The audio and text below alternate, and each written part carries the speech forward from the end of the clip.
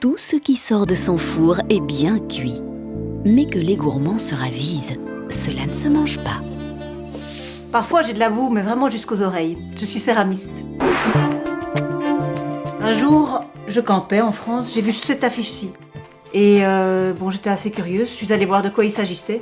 J'y ai passé la journée, et puis je suis retournée 48 heures après. Quand je suis rentrée chez moi, je me suis inscrite à l'Académie des Beaux-Arts. Et puis peu de temps après, j'ai laissé tomber mon boulot de professeur de sciences économiques pour me lancer à temps plein dans la poterie.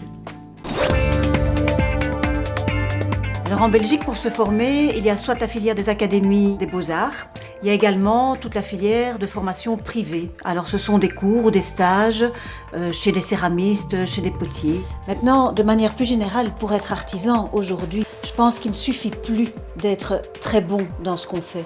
Si on veut pouvoir vendre sa production, il faut quand même développer des qualités de communication et puis il faut un minimum de connaissances en gestion aussi. Ce que j'essaye de faire, c'est de transmettre des émotions. Quand on voit ceci, eh bien, la forme extérieure est très belle. Et puis, ce que j'ai voulu montrer à l'intérieur, c'est tout à fait autre chose. Ici, c'est un de mes cauchemars. C'est une espèce de puits sans fond dans lequel je tombe, je tombe, je tombe.